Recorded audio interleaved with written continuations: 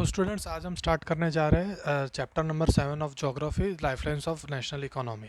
ठीक है, lifelines of national economy page number 79 से स्टार्ट हो रहा है आपके ज्योग्राफी के बुक में। तो स्टार्ट करते हैं। We use different materials and services in our daily life. Some of these are available in our immediate surroundings while other requirements are met by bringing things from other places. Goods and services do not move from supply locals to demand locals on their own. The movement of these goods and services from their supply locations to demand locations necessitates the need for transport. ये chapter में ना mainly हम transport के बारे में देखेंगे, कैसा जो गुड्स मैन्युफैक्चर किए जाते हैं वो मार्केट में कैसे आते हैं, मार्केट से जो कंज्यूमर है उसको कैसे मिलता है। ठीक है, some people are engaged in facilitating these movements. These are known to be traders who make the products come to the consumers by transportation. Thus, the pace of development of a country depends upon the production of goods and services as well as their movement over space. Therefore, efficient means of transports are prerequisites for fast development. एक country का development है वो generally कैसे depend होता है कि कोई भी हमने देखा कि डेवलपमेंट में कि कैसे जितना ज़्यादा डेवलपमेंट होगा, जितना ज़्यादा प्रोडक्ट डेवलप करेंगे उतना ही एफिशिएंट कंट्री का डेवलपमेंट होगा। लेकिन साथ में वो प्रोडक्ट्स कंज्यूमर को मिलना भी चाहिए। तो ट्रांसपोर्ट अगर एफिशिएंट हो तो वो सब प्रोडक्ट्स आराम से मिलेंगे, जिसके वजह से क्या होगा कि बाकी सब जो भी प्रोडक्ट्स है वो कंज्यूमर को आराम से मिल सकेंगे। मतलब एक कंट्री के डेवलपमेंट के लिए सिर्फ प्रोडक्शन ही नहीं, ट्रांसपोर्ट भी इंपॉर्टेंट है। Movement of these goods and services can be over over three important domains of our earth, that is land, water and air. Based on these, transport can also be classified into land, water and air transport. Mainly तीन type का transport होता है, by land, by water और by air। ठीक है, for a long time trade and transport were restricted to limited space. With the development of in science and technology, the area of influence of trade and transport expanded far and wide. Today the world has been converted into a large village with the help of efficient and fast moving transport. अभी ये mainly यहाँ पर क्या लिखा गया है कि पहले के ज़माने में ट्रांसपोर्ट इतना इजीली नहीं होता था। हमने देखा था हिस्ट्री में कि कैसे लैंड के थ्रू ट्रांसपोर्ट होता था।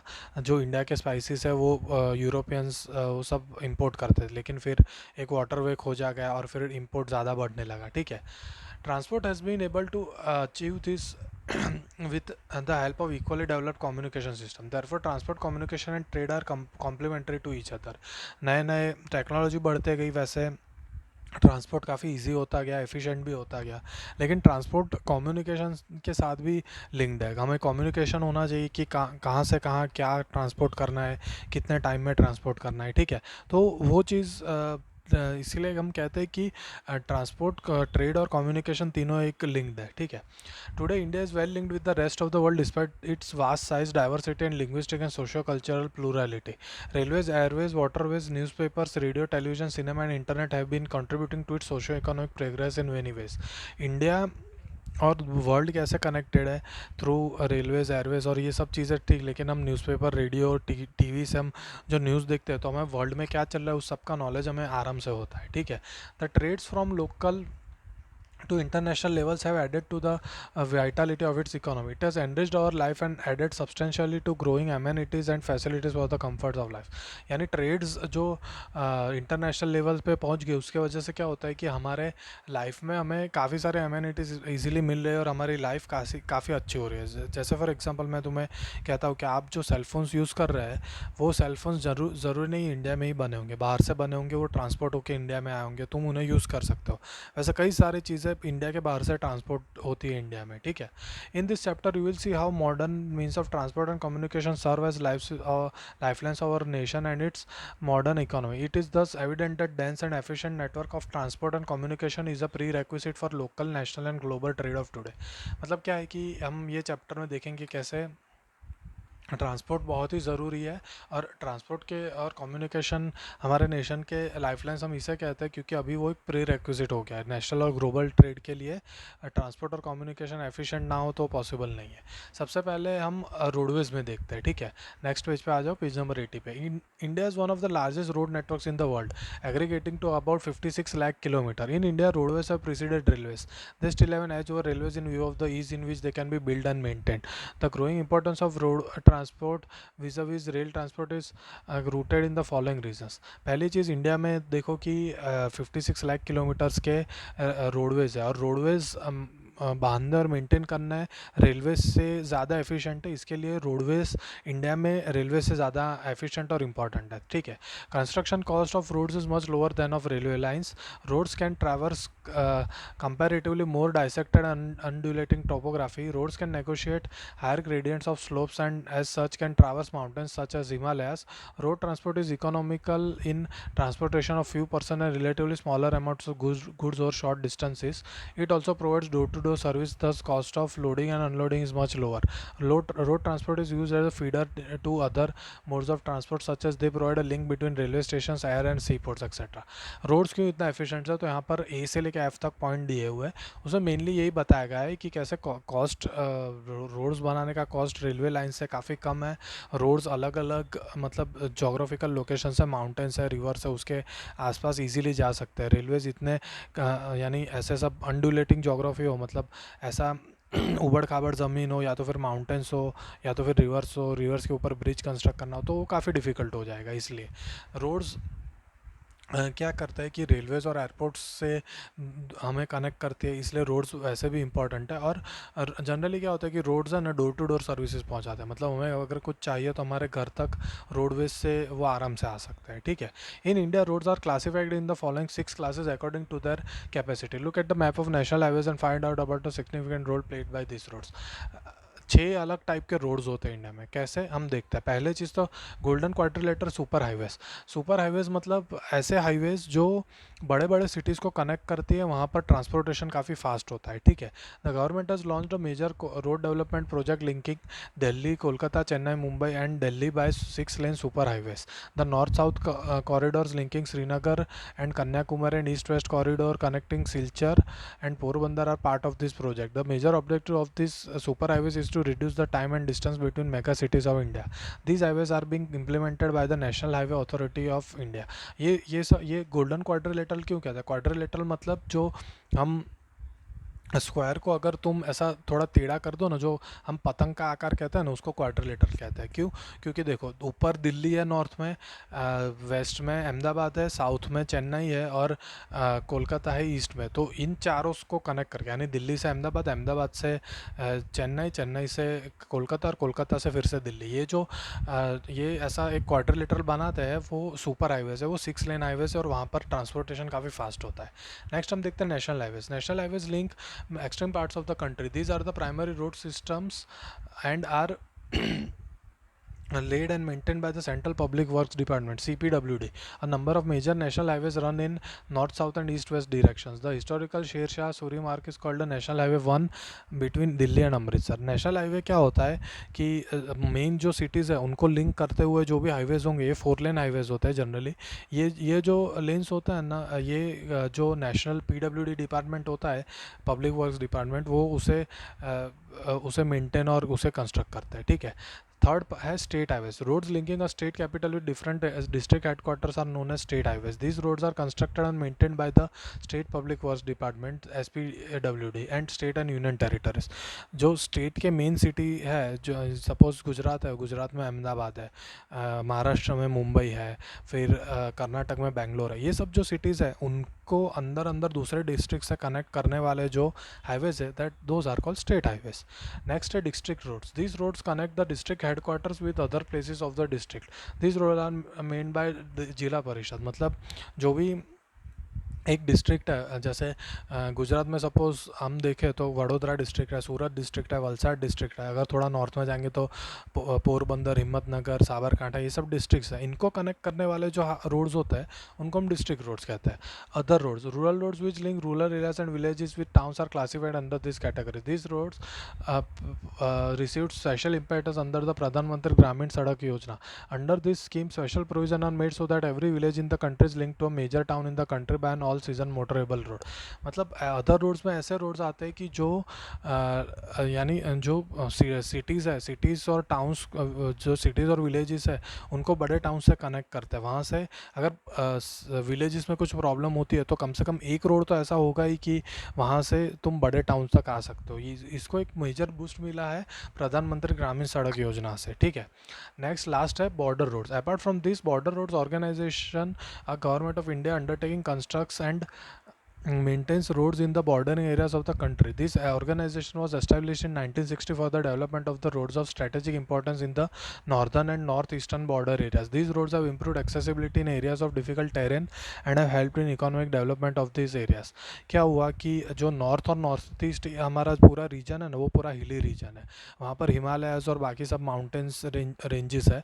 वहाँ पर रोड कंस्ट्रक्शन काफ़ी डिफ़िकल्ट होता है क्योंकि पूरा जोग्राफी उबड़ खाबड़ होता है वहाँ पर. तो जो वहाँ पर जो बॉर्डर रोड्स कंस्ट्रक्ट करने वाली जो अथॉरिटी है, उन्होंने वहाँ 1960 से बाद वहाँ पर काफ़ी सारे रोड्स कंस्ट्रक्ट किए, जिसके वजह से वहाँ के जो पहाड़ के जो गांव है वो भी डेवलप हो सके. ठीक है.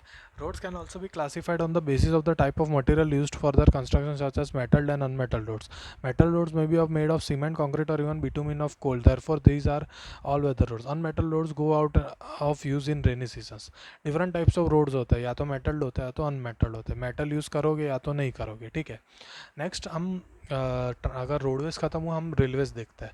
Railways are the principal mode of transportation for freight and passengers in India. Railways also make it possible for people to conduct multi various activities like business, sightseeing, pilgrimage, along with the transportation of goods over longer distances. Apart from an important means of transport, the Indian railways have been great integrating force for more than 150 years. Railways in India bind the economic life of the country as well as the accelerate the development of industry and agriculture.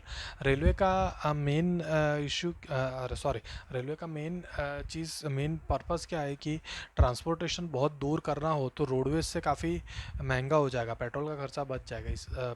Petrol का खर्चा ज़्यादा होगा, इसलिए Railways काफ़ी एक efficient mode है transport के लिए.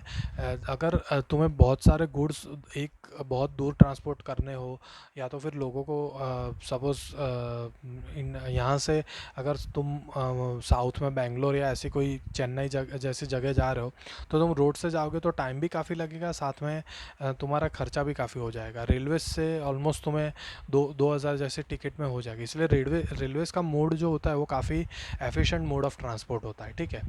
The Indian railway is now reorganised into 16 zones. The distribution pattern of railway network in the country has been largely influenced by physiographic, economic and administrative factors. The northern plains with their vast level land, high population density and rich agriculture sources provided the most favorable condition for the growth.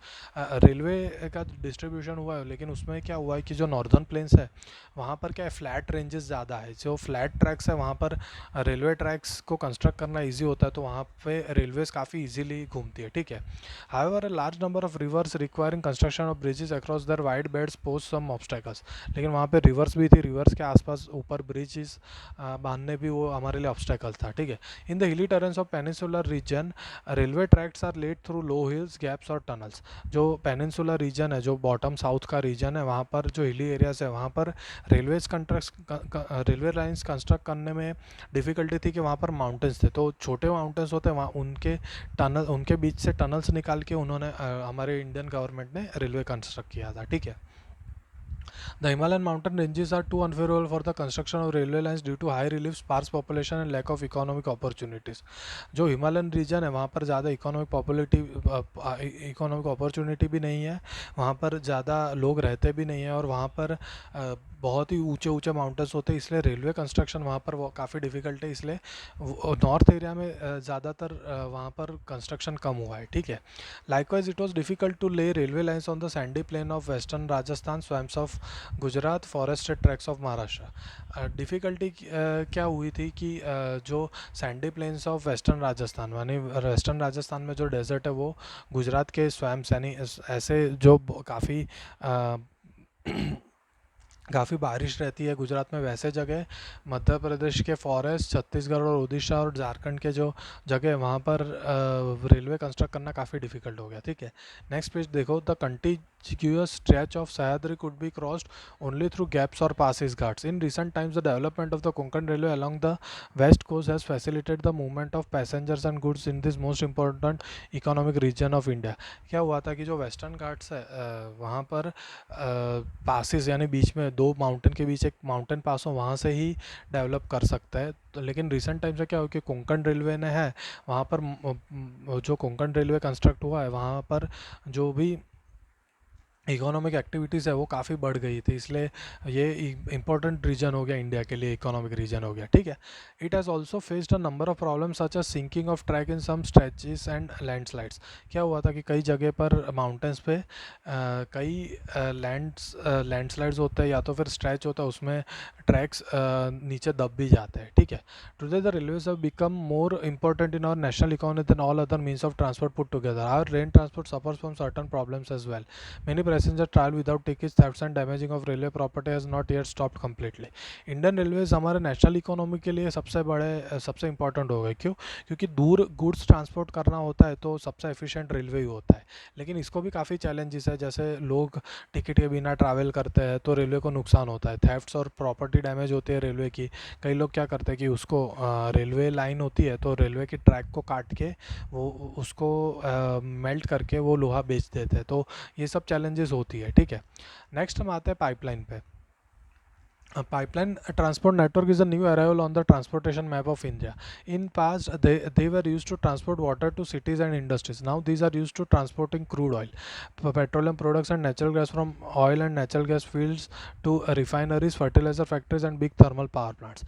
Pipeline network नया नया अभी शुरू हुआ है, लेकिन क्या है कि पहले वो पानी ट्रांसपोर्ट करने के लिए ही यूज़ होता था, लेकिन अब ऑयल है, पेट्रोलियम प्रोडक्ट्स है, नेचुरल गैस है, उसको ऑयल रिफाइनरीज को ट्रांसपोर्ट करना है, फर्टिलाइजर फैक्ट्रीज में ट्रांसपोर्ट करना है, बिग थर्मल पावर प्लांट्स में ट्रांसपोर्ट करने में काफ़ी यूज़ होता है। सॉलिड्स कैन ऑल्सो भी transported through pipeline when converted into slurry. मतलब सॉलिड को लिक्विड में कन्वर्ट करके उसको ट्रांसपोर्ट करेंगे और फिर जहाँ पर वो ट्रांसपोर्ट करेंगे वहाँ पर उसको वापस फ्रीज करके उसको सॉलिड बना देंगे, ठीक है। The far inland locations of refineries like Barauni, Mathura, Panipat and gas based fertiliser plants could be thought of only because of pipelines. ये जो रिफाइनरीज बनी अभी बरौनी, मथुरा, पानीपत जैसे नॉर्थ के एरियाज़ में, वहाँ पर पाइपलाइंस की वजह से ही रिफाइनरी स्टार्ट हुई, बाकी रिफाइनरी वहाँ पर शुरू नहीं होती। Initial cost of laying pipelines is high but subsequent running cost are minimal. जब शुरुआत में उसको पाइपलाइन को रखना हो ना, यानी पाइपलाइन कंस्ट्रक्ट करनी हो, तो अब खर्चा काफ़ी ज़्यादा है, लेकिन बाद में उसके मेंटेनेंस का खर्चा काफ़ी कम है। It rules out transshipment losses और डिलेस, यानी शिपमेंट जो रेलवे या रोड से होता है उसमें जो डिले होता है वो पाइपलाइन में पॉसिबल नहीं। पाइपलाइन को कोई ऑब्स्टेकल नहीं है, डायरेक्ट पाइपलाइन से तुम बेच सकते हो, ठीक है। There are three important networks of pipeline transportation in the country, from oil field in upper Assam to Kanpur via Guwahati, Barauni and Allahabad. It has branches from Barauni to Haldia via Rajbandh to Mourigram and Guwahati to Siliguri. From Salah in Gujarat to Jalandhar in Punjab via Viramgam, Mathura, Delhi and Sonipat. It has branches to connect Koyli near Vadodara, Gujarat, Chaksu and other places. A gas pipeline from Hazira in Gujarat connects Jagdishpur in Uttar Pradesh via Vijaypur in Madhya Pradesh. It has branches to Kota in Rajasthan, Shahjahanpur, Babrala and other places in Uttar Pradesh. ये अलग अलग बड़ी pipelines का है, कौन सा cities से कौन सा सिटीज़ में कनेक्टेड है और बीच में क्या ब्रांचेस होते हैं वो सब दिया हुआ है, ठीक है। पाइपलाइंस खत्म होता है तो हम आते हैं वाटरवेज पे। Since the ancient period India was one of the seafaring countries, its seamen sailed far and near thus carrying and spreading Indian commerce and culture. Waterways are the cheapest means of transport, they are most suitable for carrying heavy and bulky foods. पुराने ज़माने से waterways को हम use कर रहा है, Britishers आए उसके पहले भी इंडियन पीपल थे, इंडियन जो ट्रेडर्स और मर्चेंट्स थे वो इंडिया के गुड्स ट्रांसपोर्ट करते थे, इंडिया के कल्चर को बाहर लेके जाते थे, ठीक है। अब वाटरवेज में यानी जो शिप से शिपमेंट किया जाता है वो जनरली काफ़ी सस्ता होता है कंपैरेटिवली एयरवेज से, क्योंकि क्योंकि एयरवेज में यानी प्लेन्स में पेट्रोल जो जितना यूज़ होता है उतना शिप्स में नहीं यूज़ होता, तो वो काफ़ी सस्ता और ज़्यादा बल्कि और हैवी चीज़ों के ट्रांसपोर्ट के लिए वो ज़्यादा यूज़ किया जाता है, ठीक है। It is a fuel efficient and environmental friendly mode of transport. India is inland navigation waterways of 14,000 kilometre length, only out of these only 5685 kilometre are navigable by merchandise vehicles, ठीक है। India is inland navigation मतलब India के अंदर जितने भी reverse है उनका जो नेविगेशन का वाटरवेज है वो 14,500 किलोमीटर का लेंथ है, लेकिन उसमें से सिर्फ 5,000 किलोमीटर ही हम ट्रैवल कर सकते हैं, वैसा है, ठीक है। The following waterways have been declared as the national waterways by the government, यानी नीचे जो फिगर में दिया हुआ है पेज नंबर 84 में, वो जितना भी कनेक्टेड है जो भी पूरा जो तुम देख रहे हो अलग अलग सिटीज़ से कनेक्टेड है वो नेशनल वाटरवेज है इंडिया के, ठीक है।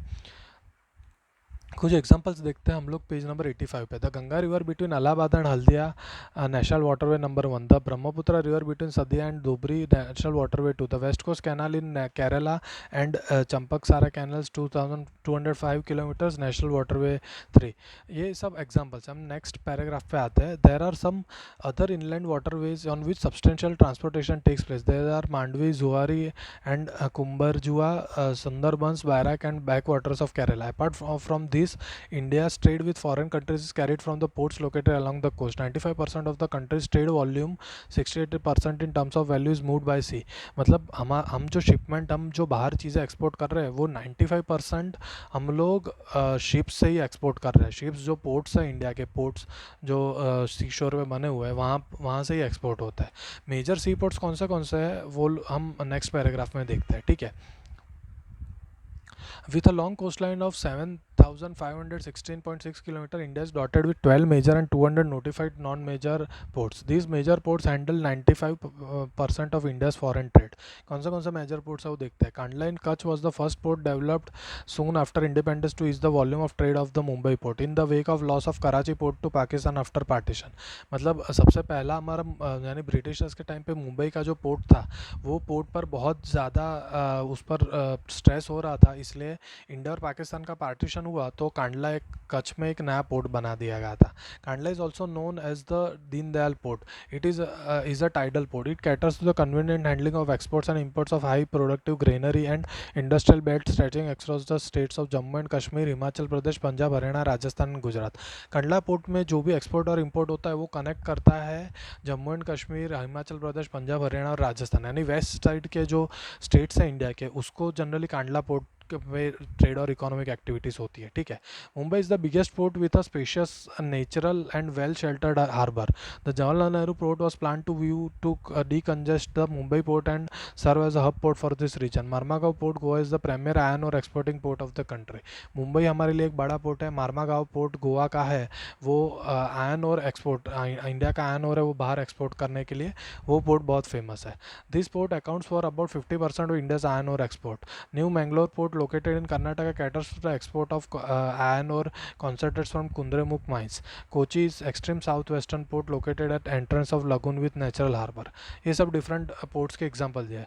Moving along the eastward, you would see the extreme south eastern post of Tuticorin in Tamil Nadu. This post has natural harbor and rich hinterland. Thus, it has flourishing trade, handling a large variety of cargoes to even our neighboring countries like Sri Lanka, Maldives, etc. Tuticorin का port है वो श्रीलंका और मालदीव जैसे country को export करने के लिए easy हो जाता है। क्यों? क्योंकि वहाँ पर एक नेचुरल हार्बर है, ठीक है।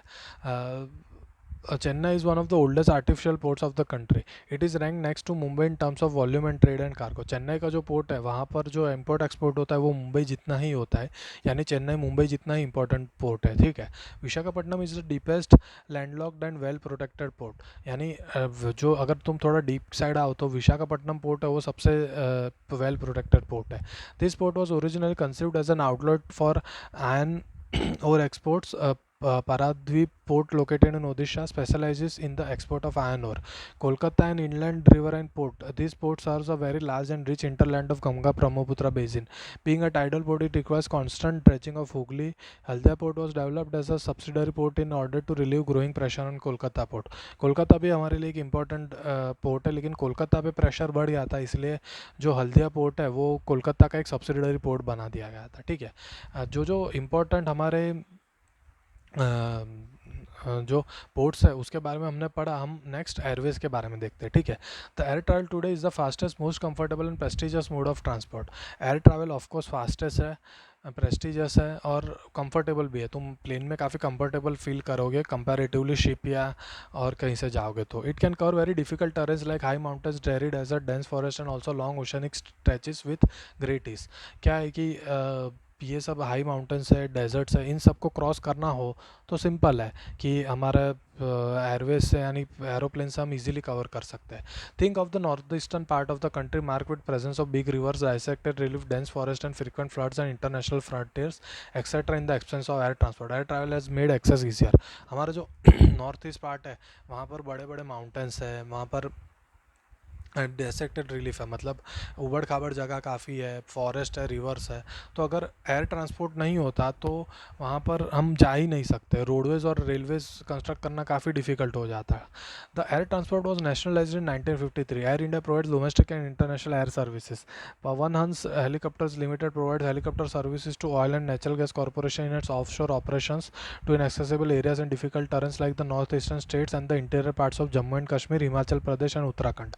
1953 में इंडिया ने क्या किया था कि जो एयर एयर ट्रांसपोर्ट था उसको नेशनलाइज कर दिया था और गवर्नमेंट उसको संभाल रही थी। और ये जो एक सर्विस है पवन हंस हेलीकॉप्टर्स, जो इंडिया से ऑफशोर यानी सी के अंदर जो ऑयल यानी ऑयल रिफाइनरीज और ऑयल यहाँ मतलब ऑयल की रिफाइनरीज होती है वहाँ पर ट्रांसपोर्ट करना हो लोगों को, तो ये पवन हंस हेलीकॉप्टर्स वहाँ पर ट्रांसपोर्ट करते हैं। ठीक है।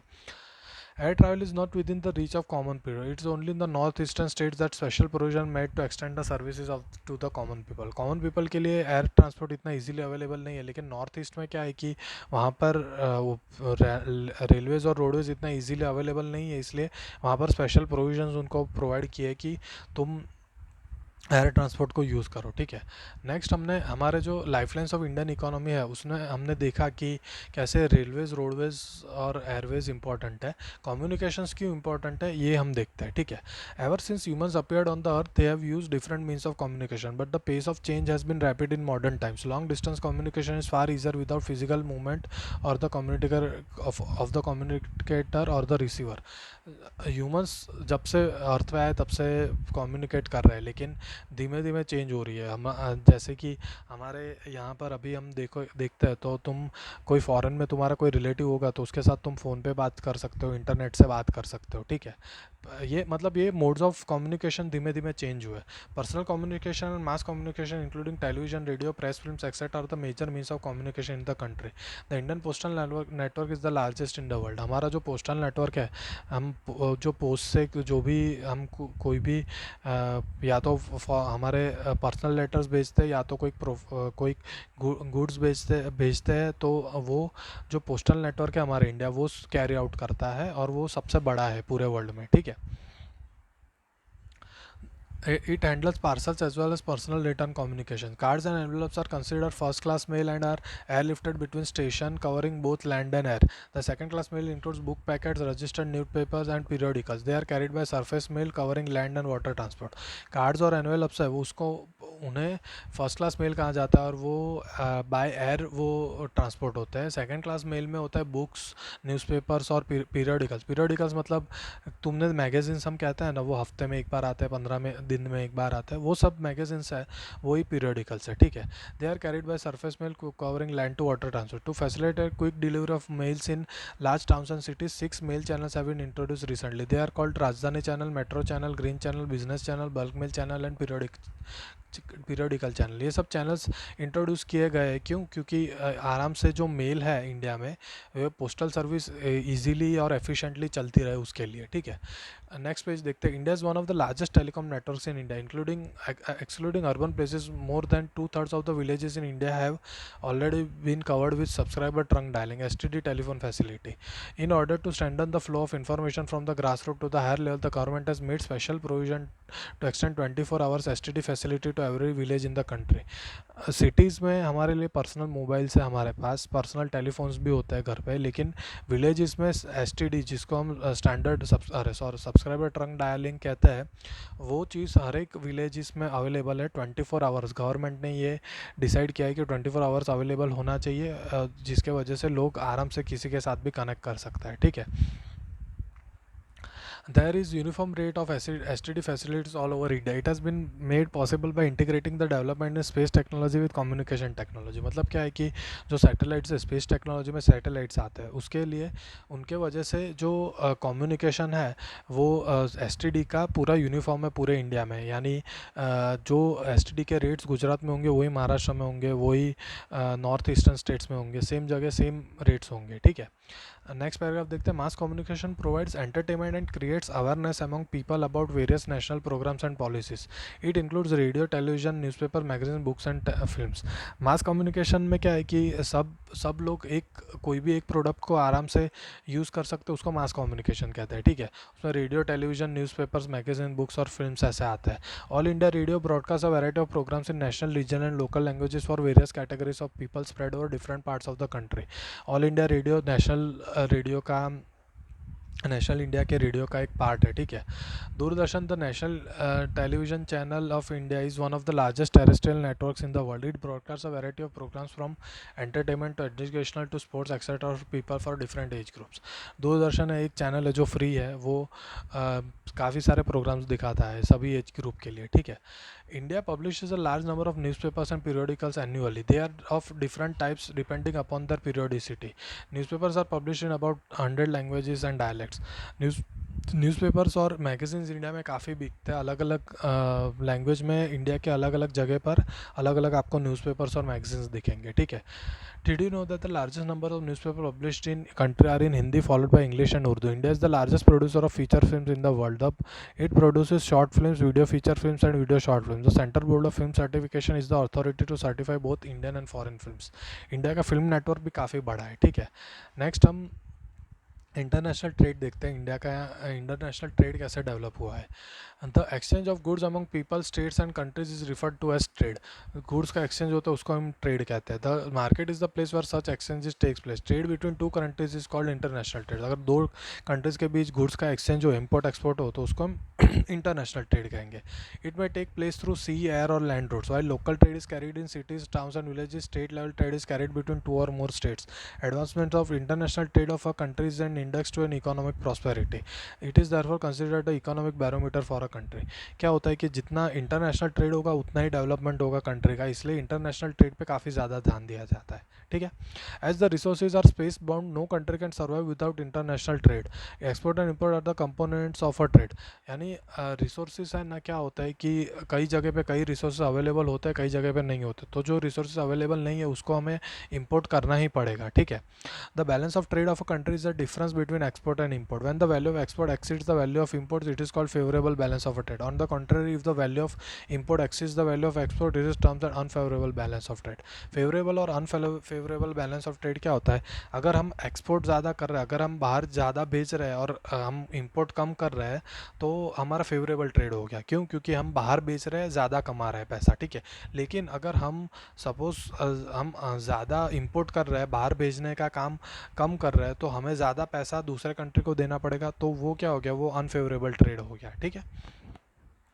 India has trade relations with all major trading blocs and all geographical regions of the world. The commodities exported from India to other countries includes gem and jewelry, chemicals and related products, agriculture and allied products, etc.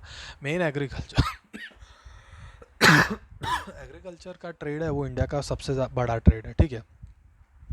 The commodities imported to India include petroleum, crude and products, gem and jewelry, chemicals and related products, base metals, electronic items, machinery, agriculture and allied products.